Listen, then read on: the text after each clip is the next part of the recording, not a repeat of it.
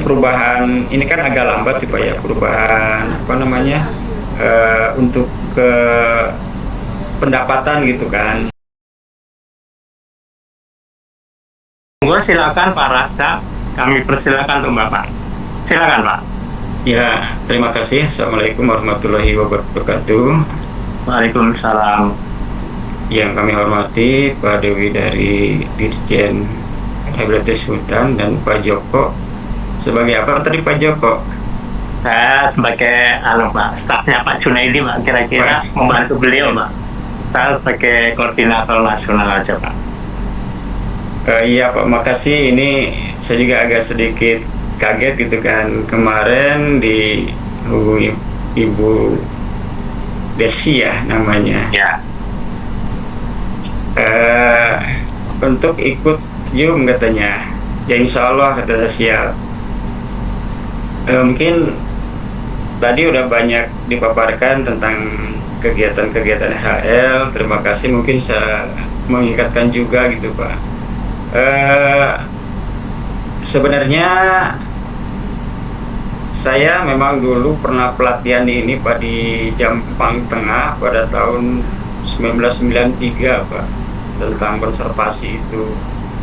Nah setelah pulang ke Lampung dulu pernah satu kali Pak ada kegiatan UPSA dulu pada tahun 95 ke 94. Itu cuman 1 tahun, setelah itu tidak ada lagi.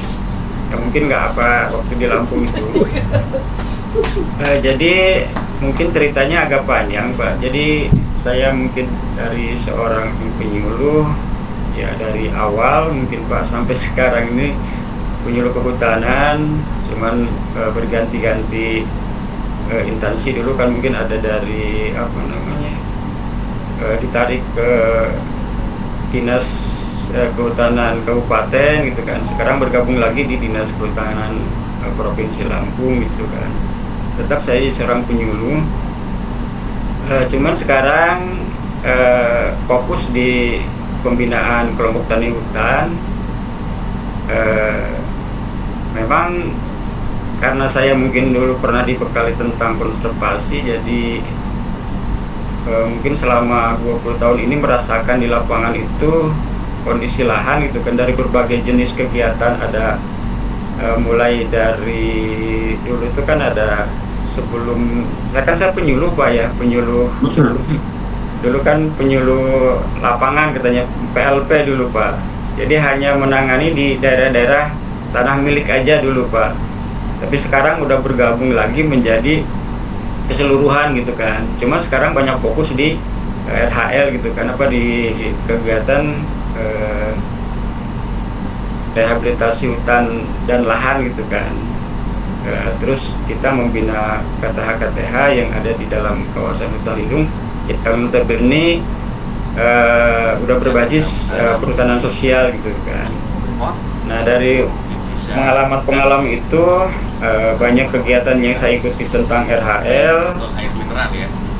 Terus dulu setelah itu ada gerakan apa namanya rehabilitasi hutan dan lahan itu, GNRHL dulu Pak ya. Terus kesininya lagi, jadi banyak sekali mungkin ragam pengalaman, dan saya rasakan gitu kan karena saya mungkin sehari-hari selalu dengan masyarakat gitu kan. Jadi mungkin dari banyak pengetahuan gitu ketidaknyampaian pengetahuan, terus sehingga banyak program-program itu yang memang rehabilitasi dengan sistem vegetasi gitu, dengan penanaman, memang dirasakan ada sih manfaatnya, cuman lambatnya dalam penanganan erosi itu, karena lahan terbuka kita tanamin misalnya dengan tanaman rehabilitasi gitu kan, dengan jarak, kalau sekarang disesuaikan lah ada jaraknya 5x5 gitu kan. Nah ketika penanaman yang kita harapkan itu kan mau nutup tuh Pak ya, nutup lahan gitu kan, supaya tidak terjadi erosi gitu kan, kerusakan lahan. Tapi ternyata karena tanaman itu jangkanya panjang gitu Pak, kayak kita nanam kayu misalnya atau buah-buahan ya, baru bisa nutup itu sekitar 10 tahun gitu kan. atau cepatnya 7 tahun baru tajuk ketemu gitu kan. Tapi selama itu lahan kan tetap terbuka itu Pak. Jadi saya lihat itu ya erosi berjalan gitu. Jadi sebelum tanaman ini nutup lahan gitu kan, udah duluan Pak tanah itu erosi gitu, krisis gitu kan, mengalami kritis gitu kan. Nah setelah itu mungkin saya juga pada tahun 2005 pernah kerjasama dengan ada dulu pernah ada tim penelitian Pak dari Ikrab namanya dulu Pak. Saya pernah juga di situ konsultasi dengan mereka dan saya sebagai mungkin memberi arahan dan bimbingan teknis tentang konservasi pernah di Das Besey Pak ya, di Besey, karena dulu ada kegiatan PLTA itu. Nah kondisi Das Besey waktu itu memang sedikit udah mulai tingkat erosinya tinggi gitu kan, karena sekitar 41.500 hektar catchment area Besey itu. Nah ada kendala, jadi di intake PLTA itu kan sedimentasinya makin menumpuk gitu. Nah dari berbagai arah kita coba ikut penelitian waktu itu, ada beberapa daerah yang memang lahan-lahannya sangat kritis gitu, erosinya tinggi gitu kan. Nah kami dicoba gimana gitu kan konsultasi waktu. Nah kita coba terapkan bahwa waktu itu pembuatan konservasi waktu itu memang di tanah milik lah Pak, karena belum bisa merambah, belum ada aturan, dan memang kita juga belum masih takut lah gitu kan melakukan konservasi dengan sistem teras itu di kawasan hutan gitu kan. Nah alhasil waktu itu memang berjalan Pak, tapi memang ya ada kelebihan dan kekurangan.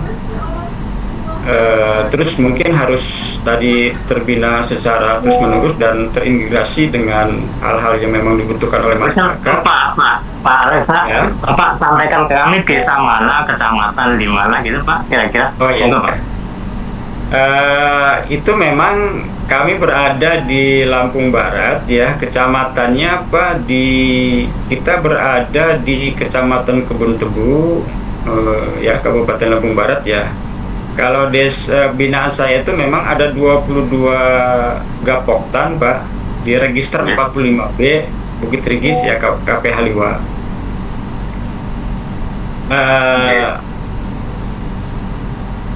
Itu dari Das Besey itu Pak ada 5 kecamatan yang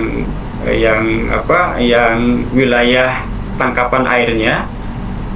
Nah itu sekarang Pak, jadi dulu dari 95 itu saya lanjut, itu memang berhenti lah Pak tahun 96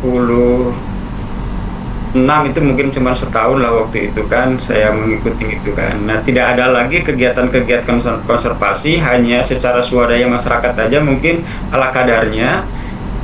Terus saya melihat kesini itu lahan itu ya memang peningkatan produksi ada gitu kan karena dikelola, tapi yang paling khawatir itu peningkatan erosi tinggi gitu. Nah itu apa gitu kan.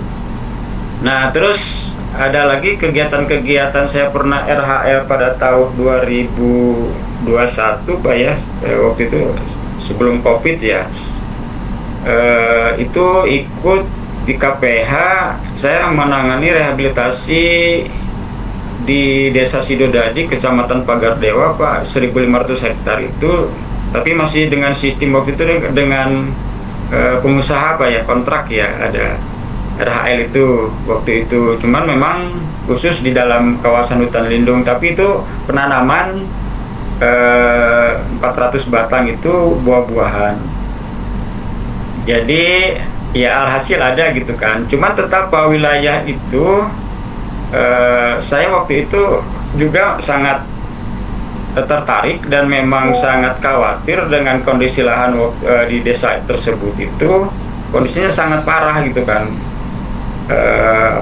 tingkat erosinya tinggi, sehingga kayak lihat mungkin ada beberapa tayangan lahan tanaman-tanaman kopi itu Pak tergerus tanahnya gitu kan.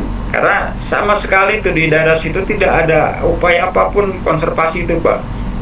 Jadi penghutan masyarakat itu ya kebiasaan mereka buka lahan itu kopi itu yang penting itu bersih, mau miring mau datar gitu bersih, terus tidak ada konservasi.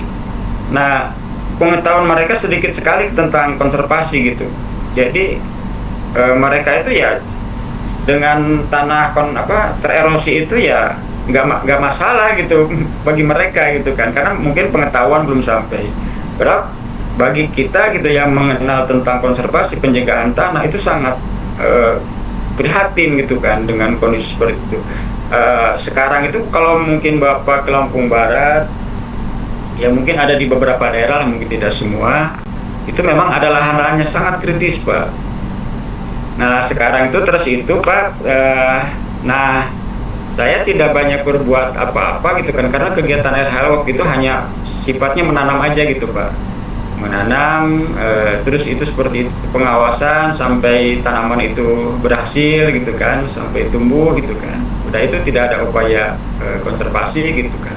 Cuman di benak saya ya mungkin betul sama Bapak yang dikatakan, ya konservasi itu bukan hanya kita mencegah erosi, tapi gimana caranya mengendalikan erosi itu atau mengembalikan tanah lagi sehingga subur kembali gitu. Nah kebetulan pada tahun 2003 pas saya mungkin ketemu BPDAS dari Putih Wasi Kampung ya Provinsi Lampung, menawarkan program itu Pak, usaha gitu kan.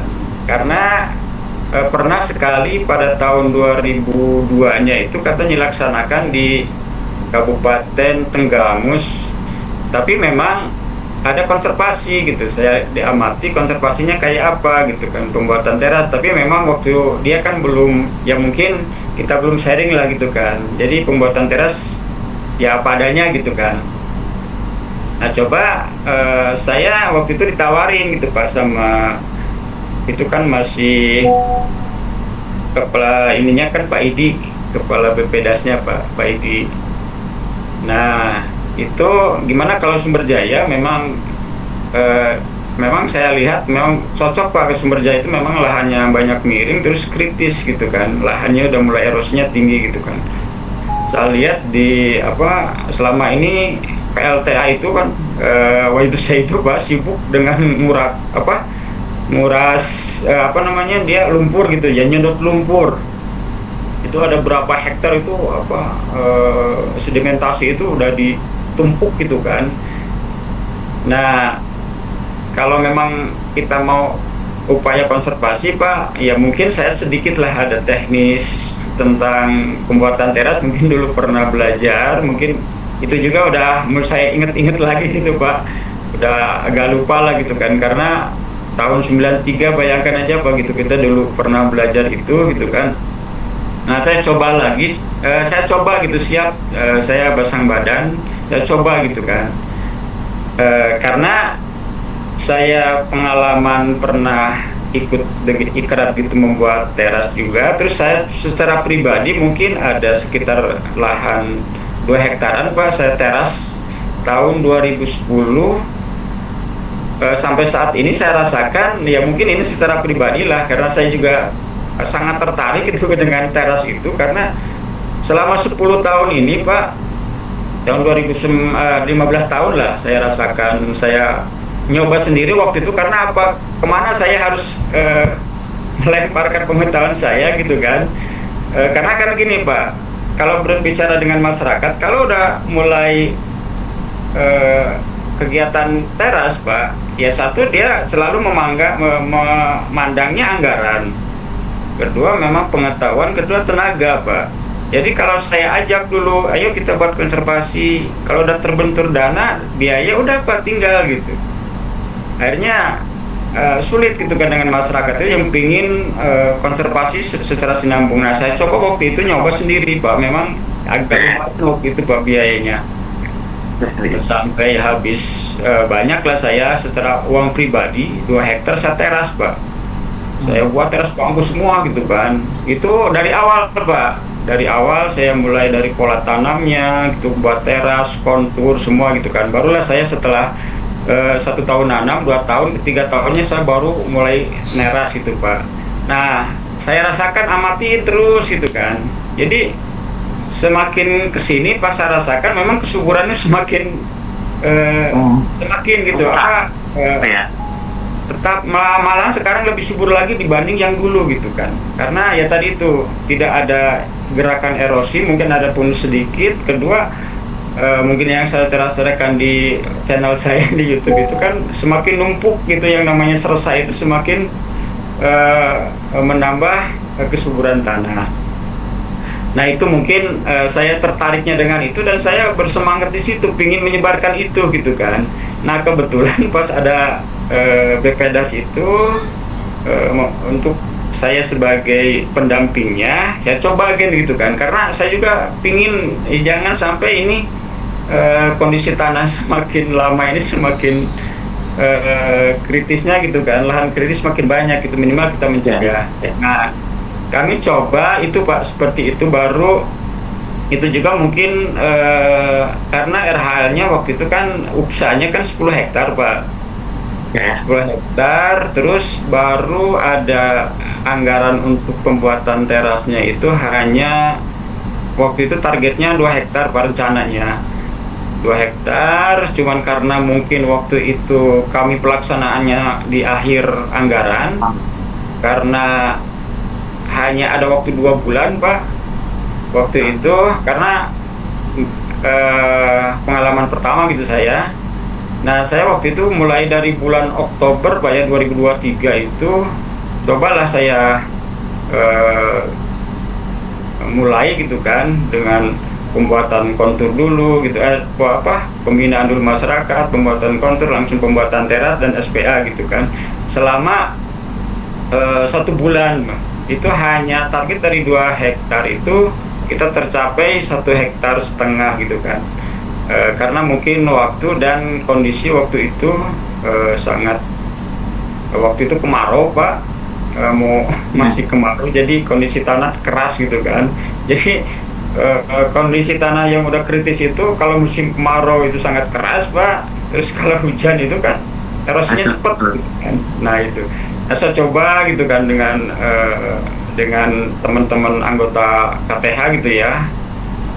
Nah itu coba saya membuat teras tadi gitu, mungkin ada di channel saya itu seperti itu kegiatan-kegiatannya. Nah pada tahun 2004 itu ada lagi Pak, saya diminta lagi sama BPDAS itu untuk menyediakan 1 KTH lagi, kata kita dicoba.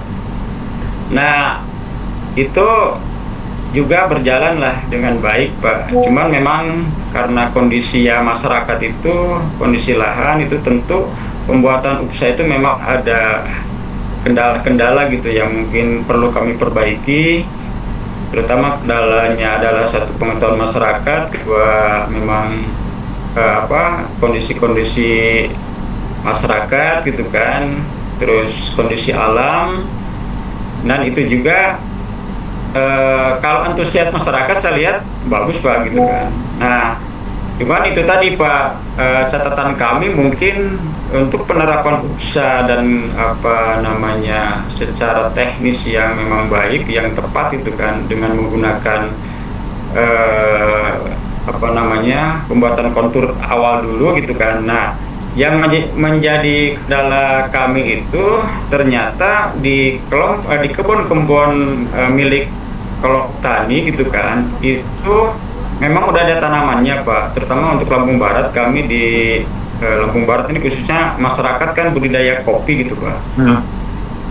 Nah ketika penerapan mereka membuat kebun tersebut Pak, itu mereka itu belum menggunakan secara kontur gitu kan, atau kata di sini mungkin ngais pasir atau sabuk gunung Pak gitu ya. Nah ketika kita menerapkan itu salah satu kendala juga Pak, karena ketika kita mau menerapkan di kebun kopi mereka dengan sistem kontur yang benar gitu kan, dengan teras yang benar, nah ternyata pola tanam mereka itu salah gitu kan. Jadi ada kendala itu tetap ada beberapa tanaman mereka yang kebongkar gitu kan, atau kita siasati supaya tidak terbongkar gitu kan. Jadi tidak kelihatan mulus gitu kan, seperti lahan-lahan yang kosong gitu kan.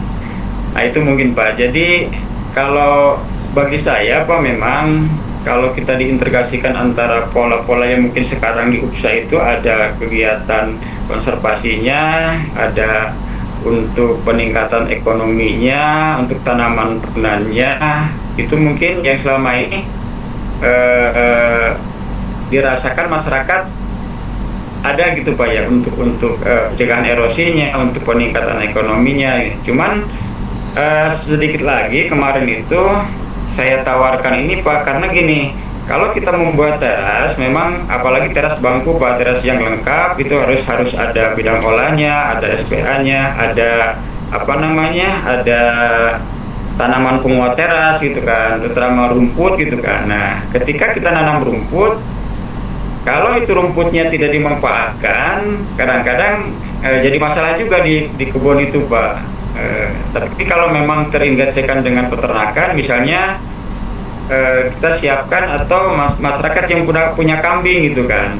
Nah contoh yang dilaksana Pak, ada yang memang satu dimanfaatkan untuk kambing, ada yang tidak gitu kan.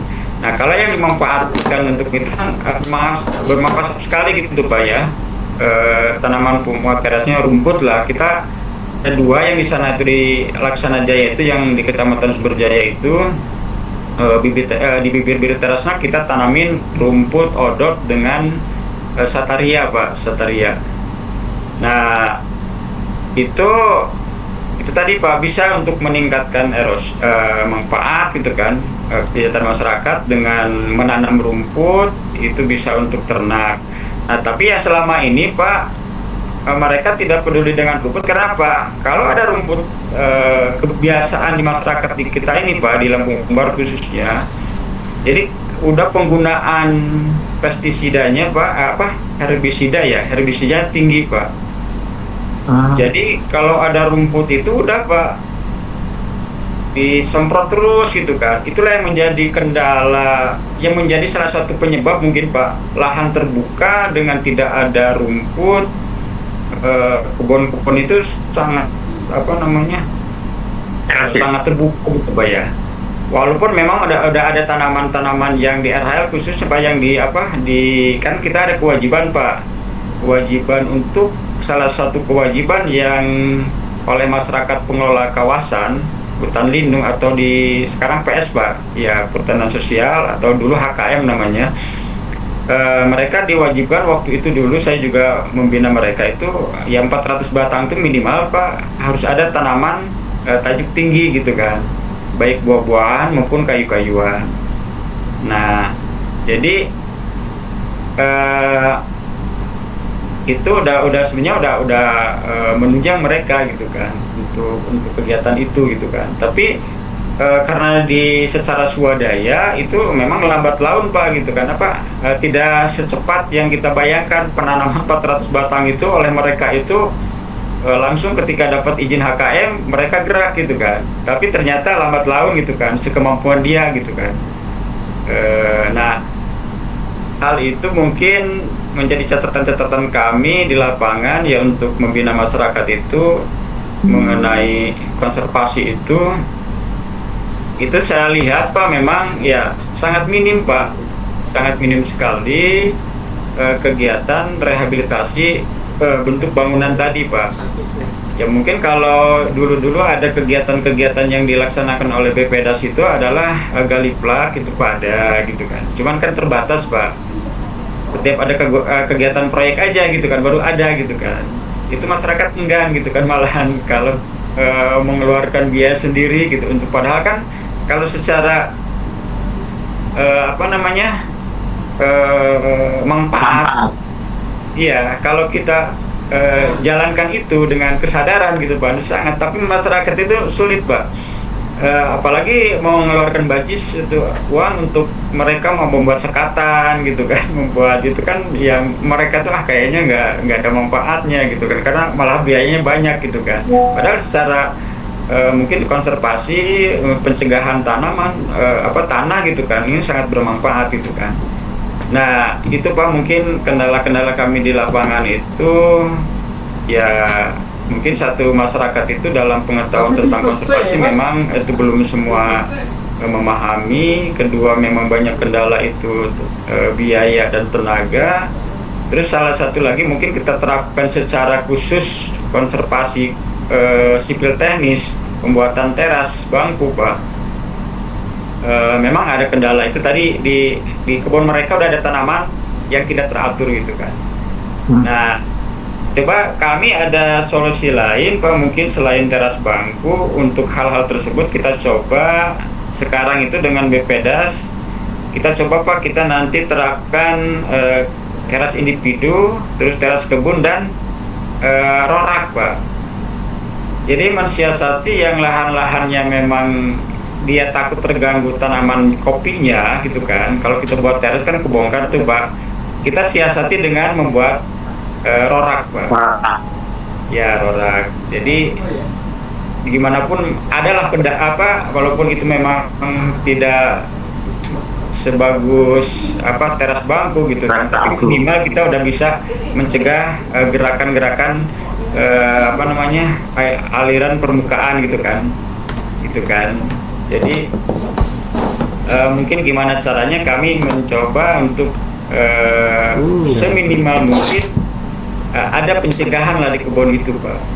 Nah, tapi kalau memang itu nanti harapan kami mungkin itu ada kegiatan RHL nanti atau rehabilitasi hutan ini ada dengan sistem sipil teknisnya Pak, ya mungkin pengkajiannya agak harus ya lihat mungkin kondisi lahannya, terus kondisi masyarakatnya, terus nanti karena faktor tanah juga Pak berpengaruh gitu kan, karena mungkin ada tanah yang memang alot gitu kan, ada yang lempung gitu kan, terus itu juga mungkin di daerah-daerah yang rawan longsor gitu kan.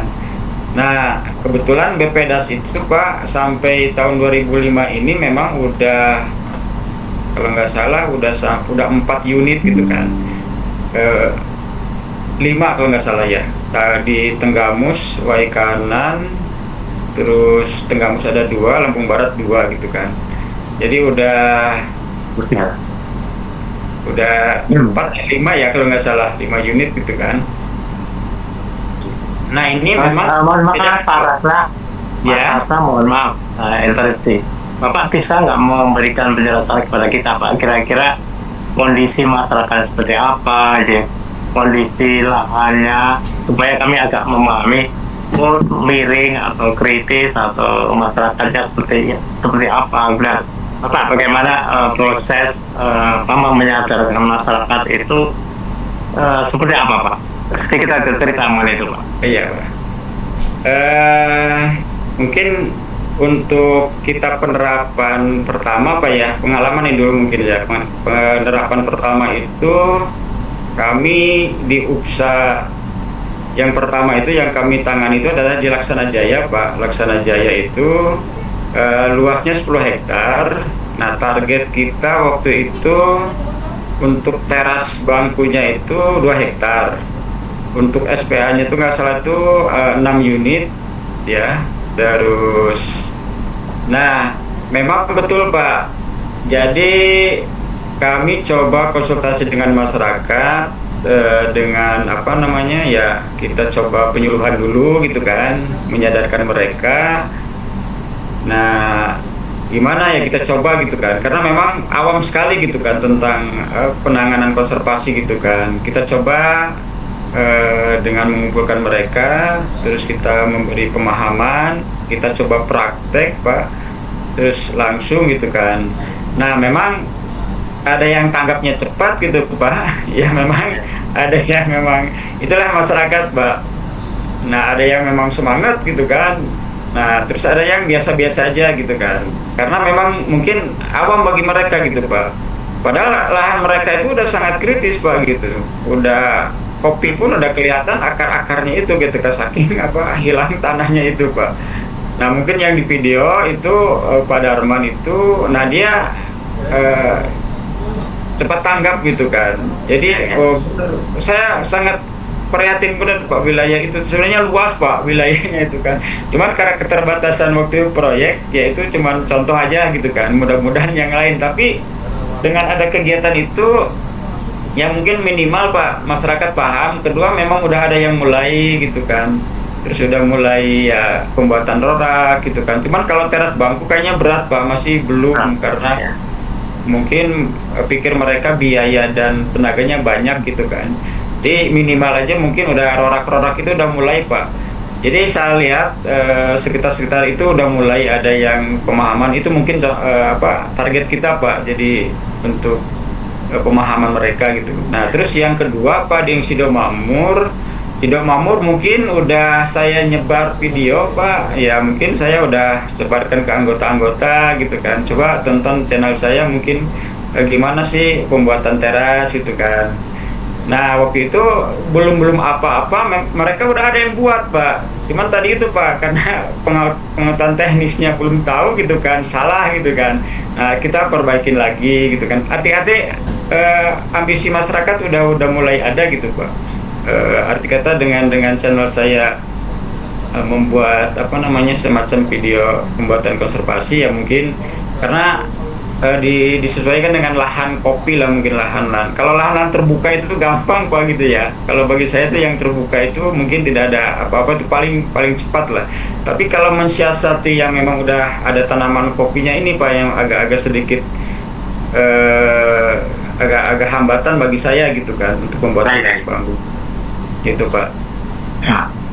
Pak Rasda itu tanamannya jenis-jenisnya apa aja Pak? Kayu-kayuan 400 itu tanamannya jenisnya apa aja Pak? Kalau untuk apa namanya tanaman RHL-nya itu kita tawarkan mereka itu memang untuk yang sifatnya ekonomi mungkin ke depan itu mintanya alpokat Pak. Memang di Lampung itu masih tren waktu itu kegiatan ada penanaman alpokat itu Pak. Kebetulan di Lampung Barat itu memang belum ada yang apa menghasilkan, tapi di Lampung Timur Pak mungkin Pak Edi lah Pak Edi sebagai waktu itu kepala BPDAS-nya dia memang mengembangkan alpokat di sana. Nah itu sangat berhasil. Nah kita coba alpokat sekarang. Alhamdulillah mungkin Pak kalau secara pertumbuhan karena tanaman yang sifatnya produktif itu kan tanaman pokat okulasi Pak ya dari sambungan. Nah itu memang udah kelihatannya memang ada yang bagus, memang ada kendala gitu kan karena mungkin di daerah panas dengan daerah dingin gitu kan. Tapi kalau pokat memang cocok di kita tuh di ketinggian yang saya buat itu Pak teras itu di ketinggian 900 Pak 900 meter dari permukaan laut. Arti kata untuk tanaman buah-buahan masih bisa berbuah lah pokat itu Pak. Nah itu memang udah bagus sekarang gitu kan udah ada yang tinggi 1,5 meter 2 meter gitu kan. Tapi memang belum waktunya buah gitu. Ada yang baru berapa batang gitu yang udah berbuah gitu kan. Tapi belum berapa menghasilkan. Tapi untuk ke depan mungkin masyarakat udah ini bisa menghasilkan gitu kan. Itu tanaman RHL-nya Pak. Harus untuk ya. Mana aku kata aja Pak. Yang kayu-kayuan apa Pak? Nah kayu-kayuan tidak ada Pak. Karena kita biasanya Lampung Bambang Lanang gitu apa ya yang untuk teduhan itu. Nah waktu di kegiatan usaha yang kita itu hanya untuk tanaman produktifnya aja Pak, tidak 100% buah-buahan, tidak ada tanaman kayu. Gitu ya. Ya. Oke. Tapi kalau dilihat di lapangan memang udah tanaman kayunya udah ada Pak, udah banyak gitu kan. Karena masyarakat udah itu juga memang hutan lindung, memang harus dulu di kegiatan HKM itu Pak harus ada kewajiban. Waktu itu kita gembar-gemborkan itu 30% harus nanam kayu gitu Pak. Kayu ya. Dari sekitarnya itu dari 400 itu berarti minimal 30%-nya harus ada sekitar 210-an harus ada kayu gitu. Iya. Nah, jadi hanya menambah aja apa gitu kan kegiatan-kegiatan, mungkin kayu, buah-buahan aja gitu kan. Nah, untuk tanaman penguat terasnya kita buat tanaman odot, Pak. Untuk tanaman itu penguat terasnya. Oh itu Pak, semacam apa itu? Rumput odot. Rumput odot. Ya, merupakan Apa rumput gajah itu Pak? Bukan. tidak, Pak. Kalau gajah agak keras, dia tinggi gitu kan. Itu agak Oke. itu disebut rumput oleh odot, kambing. Ya. Memang sejenisnya lah, Pak. Sejenisnya, cuman rumput gajah agak tinggi dan agak keras gitu kan. Oke. Nah, terus untuk bangunan terasnya, Pak, memang selayaknya, Pak, kalau kita buat 1 hektar itu teras, Pak, itu memang layaknya mungkin 3 atau 4 unit itu SPA-nya. Nah, kalau tanpa SPA juga kita sangat khawatir, Pak, karena nanti untuk limpahan-limpahan air yang ada di teras, kalau tidak disalurkan dengan pembuatan khusus saluran pembuangan airnya, itu juga jadi masalah, Pak, gitu. Jadi itu udah satu paket, Pak. Teras itu memang harus ada SPA. Ya. Dan di ujungnya ada gali plaknya gitu Pak, untuk menahan semua itu dimasukkan ke dalam gali plak dulu ya. Nah, Pak, kalau memang itu teririgasi, Pak, ya mungkin kita kan misalnya catchment area nih, catchment area suatu lahan gitu kan. Memang ada di bawahnya kan ada alur sungai gitu kan, sungai kecil lah. Nah, memang kalau memang itu bagus, Pak, ya itu ada terasnya, terus ada SPA di bawahnya, ada gali plak gitu. Itu mungkin dengan terintegrasi itu, Pak, ya jadi saling menahan gitu kan. Dari teras udah menahan, terus begitu ke air, ke sungai itu atau ke aliran yang lebih kecil itu, Pak, itu juga udah tertahan lagi gitu kan ya. Jadi lama-lama itu air semakin jernih, Pak, dan air itu semakin mengendap gitu di bawah dan tidak terbawa air. Ya.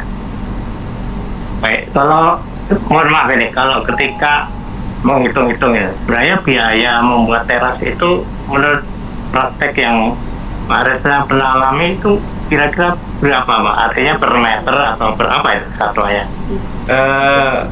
Biaya berapa kira-kira? Biayanya itu kan biasanya ini, Pak, kita harian, Pak, ya, harian. Harian ya? Ya, harian. Cuman di sana ya yang kita buat itu anggarannya memang itu per harinya itu kan 90.000, Pak.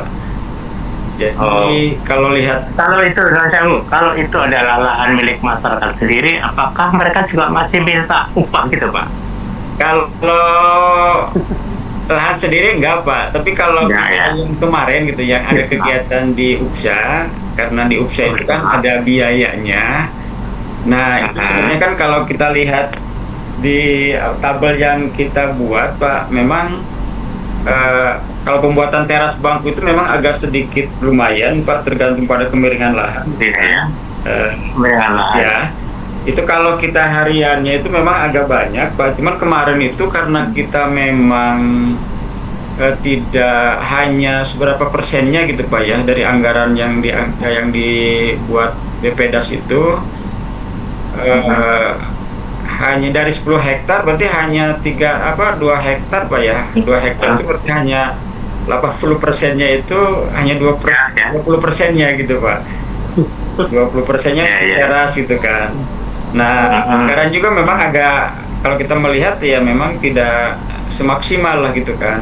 Karena dengan adanya anggaran hanya 20%-nya untuk pembuatan teras, ya kita targetkan pun mentok, Pak. Karena habis angkanya itu kan gitu kan. Tidak itu, Pak. Maksud saya memang ketika lahannya adalah lahan milik petani, ya kan, artinya bahwa yang akan memperoleh manfaat adalah mereka sendiri. Itu belum ada rasa untuk secara mandiri saya akan buat, itu belum ada ya? Ya, itu agak ada sih, ada, Pak, cuman mungkin 0 sekian % Pak gitu. Oke. Yang udah Iya. mungkin yang udah mulai terbuka gitu kan, terus ada melihat Iya.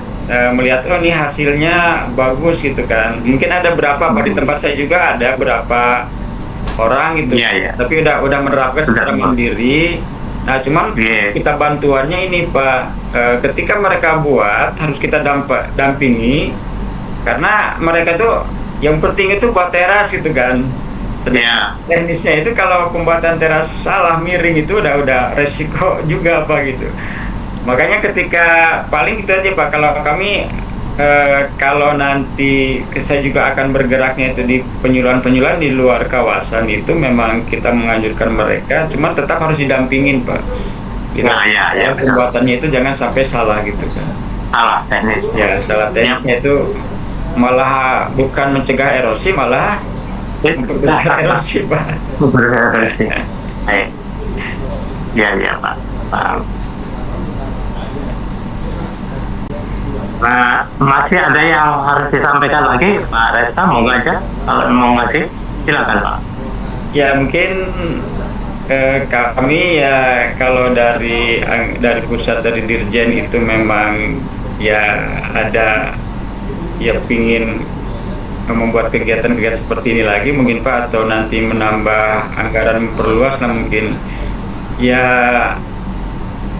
mungkin kalau untuk konservasi saya diharapkan gitu Pak, untuk konservasi itu, karena mungkin khususnya Lampung Barat dan wilayah kami di Lampung Barat PH Liwa itu sebenarnya kan lahan kritis itu ya dikatakan luas Pak ya, luas gitu kan, atau mungkin lain juga kita tidak tahu. Tapi dari pantauan citra satelit gitu kan, dari apa udah kelihatan Pak gitu, lahannya sangat kritis itu kan. Kayak kami juga coba citra satelit yang yang wilayah kami yang akan buat UPSA itu Pak. Kami juga di citra satelit dulu Pak. Ini mana yang sangat terbuka gitu kan. Setelah saya lihat lapangan, ternyata benar gitu kan. Oh ini yang sangat kritis. Nah itulah kami yang prioritaskan Pak. Oke. Diprioritaskan dulu itu yang memang penanganan secara instan dan cepat lah gitu Pak.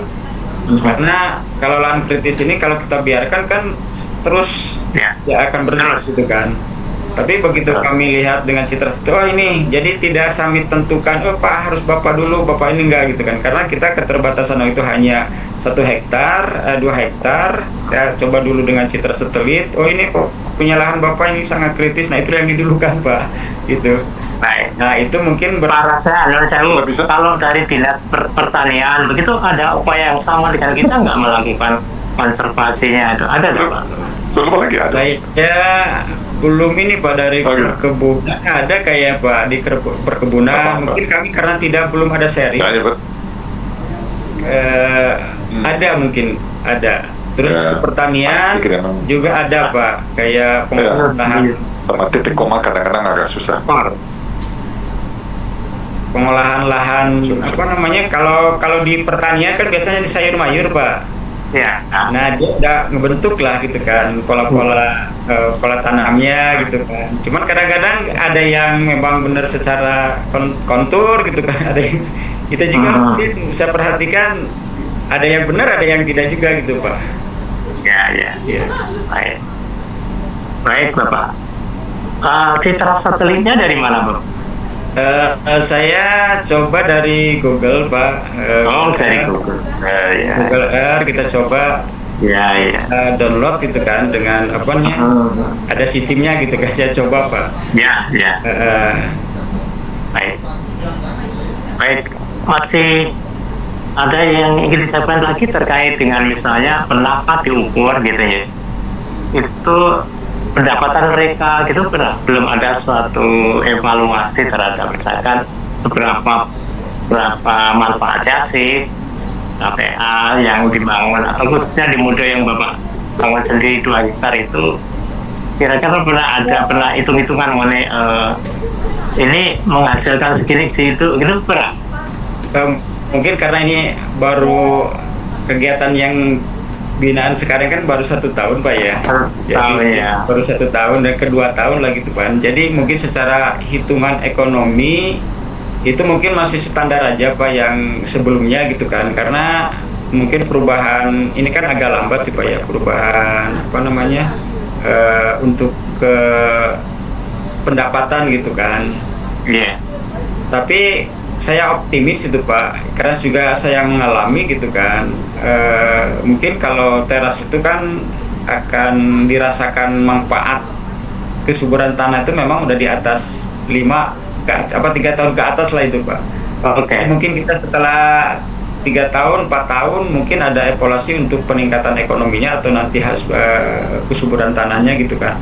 Tapi saat ini mungkin belum Pak, kami belum melakukan evaluasi dari pendapatan gitu kan. Cuman kalau memang secara tidak banyak mungkin Pak, karena kan di yang di lahan bidang olah teras itu kan ada palawijanya Pak, kita bantu untuk tanaman palawijanya. Mungkin untuk saat sebelum ini ada pendapatan dari cabai gitu kan, terus dari mungkin dari rumput yang udah punya ternak itu udah mulai memanfaatkan rumput itu gitu Pak.